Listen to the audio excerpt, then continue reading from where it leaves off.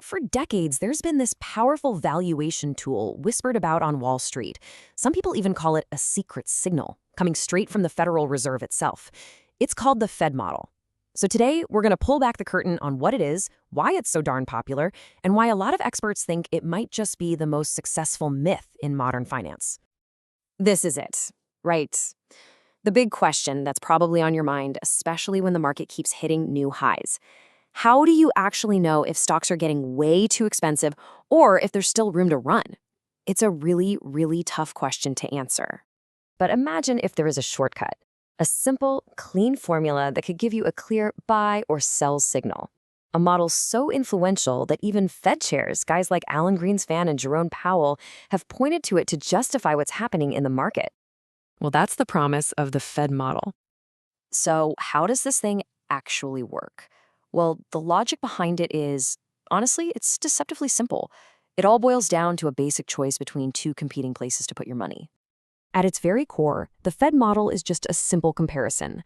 It looks at the earnings power of the stock market, and it puts that head-to-head with the return you can get from what's considered the safest investment on the planet, government bonds. The whole idea is that when these two are the same, the market is perfectly balanced or fairly valued. So think about it like this. On one hand, you have the stock market's earnings yield. That's basically the profit that companies are making compared to their stock price. On the other hand, you've got the 10-year Treasury yield. That's the guaranteed return you get for lending money to the U.S. government. So it's a choice, right? Risky corporate profits versus government safety. And the signals it gives are super straightforward. If the earnings yield from stocks is higher than the bond yield, the model screams buy. Stocks are a great deal. If it's lower, it's a sell signal, stocks are way too pricey. And if they're about equal, the market is fairly valued. Seems pretty simple and clean, doesn't it? But is it right? And this is where the whole story takes a really sharp turn. Because for all its beautiful simplicity, the Fed model is absolutely riddled with huge flaws. Flaws that economists have been shouting about for years. So, the first giant problem is that the entire model is built on, well, a foundation of financial sand. From a theoretical point of view, it's comparing apples and oranges. I mean, just look at the assumptions it makes. They're just not based in reality. It compares a real number, corporate earnings, which tend to grow with inflation, to a nominal number like a bond yield, which doesn't. It also just assumes that companies pay out every single penny of their profits, that their earnings will never grow, and, this is a big one, that risky stocks are just as safe as government bonds. These assumptions are so flawed that the whole model is basically unsound from the get-go. Okay, so maybe the theory is a little shaky. But hey, who cares if it works in the real world, right? Well, that's the thing. When you actually look at the historical data, the model's attractive story just completely falls apart. And hey, you don't have to take my word for it. Just listen to veteran strategist Andrew Smithers. He flat out calls it nonsense. And the worst example of data mining, which is basically just cherry-picking your data to make your theory look good, that he's seen in over 60 years. Why?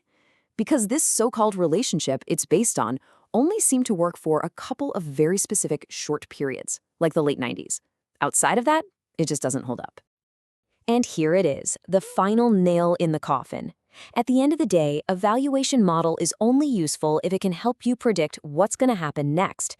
And on that front, the Fed model isn't just bad, it's pretty much useless.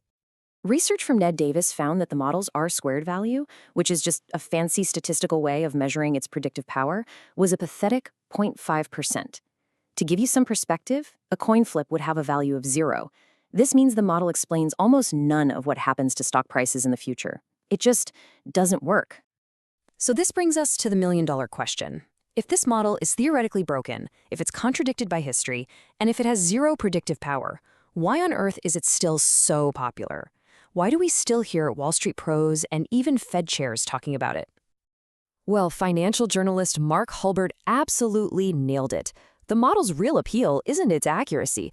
It's the simple fact that it almost always gives you a buy signal. It's a permanent bull's best friend. And that means it's less of an analytical tool and more of a marketing tool.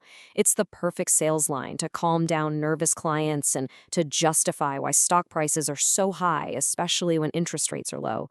It gives everyone a sophisticated-sounding reason to just keep buying stocks, which is pretty convenient if your job is to sell stocks.